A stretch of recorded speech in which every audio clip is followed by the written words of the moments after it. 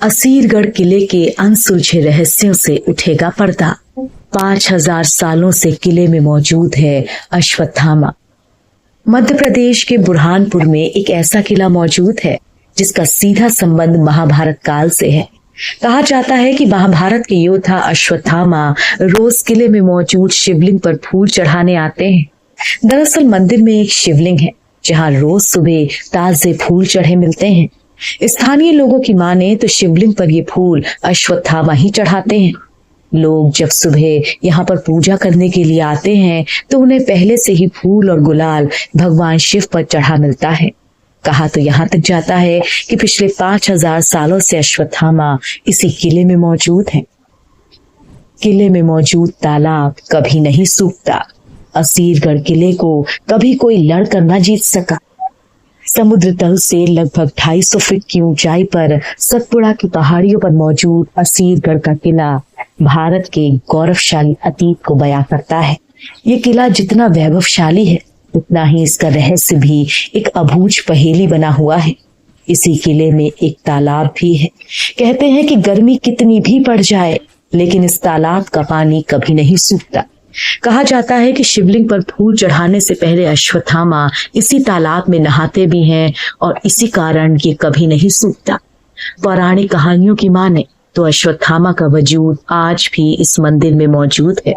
मान्यताओं के अनुसार अपने पिता की मौत का बदला लेने निकले अश्वत्थामा को उनकी एक चूक भारी पड़ गई और भगवान श्री कृष्ण ने उन्हें युगों युगों तक भटकने का श्राप दे दिया। इसी के चलते कहा जाता है कि पिछले लगभग 5000 सालों से अश्वत्थामा असीरगढ़ किले में भटक रहे हैं। अश्वत्थामा को लेकर इस इलाके में कई कहानियां भी सुनाई जाती हैं। लोग कहते हैं कि जिसने भी किले में अश्वत्थामा को देखा उसकी मानसिक स्थिति हमेशा हमेशा के लिए खराब हो गई। असीरगढ़ के किले को अजय किला भी कहते हैं। अजय इसलिए क्योंकि आज तक इस किले को कोई भी शासक लड़के जीत नहीं पाया। ये किला अपने अंदर इतने रहस्यों को समेटे हुए है, वो समय समय पर बाहर निकलते हैं। एएसआई की टीम इस किले का समय समय पर निरीक्षण करती रहती है।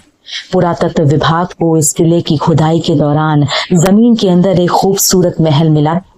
जांच में सामने आया कि ये महल रानी के लिए बनवाया गया था। खुदाई के दौरान रानी महल में 20 गुप्त कमरों का पता चला।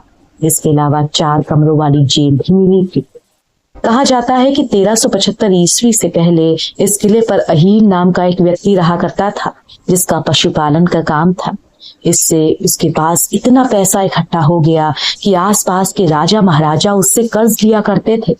जब इस बात की खबर खानदेश के सुल्तान नसीर खान फारूकी को लगी तो उसने धोखे से किले पर अपना अधिकार जमा लिया। 200 साल तक फारूकी वंश यहाँ पर शासन करता रहा।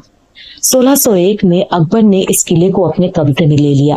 कहते हैं कि 1800 तक आते आते इस किले पर मराठों का वर्चस्व हो गया और 1830 के आसपास इस पर सिंधिया परिवार ने अपना अधिकार कर लिया। 1857 तक ये अंग्रेजों के हाथ में चला गया। कहा जाता है कि अंग्रेज इसी किले में क्रांतिकारियों को कैद रखते थे और इसी किले में उन्हें फांसी दी जाती थी। पुरातत्व विभाग को किले के नीचे जो जेल मिली थी वो भी शायद अंग्रेज भारतीय कैदियों को रखने के लिए इस्तेमाल करते थे।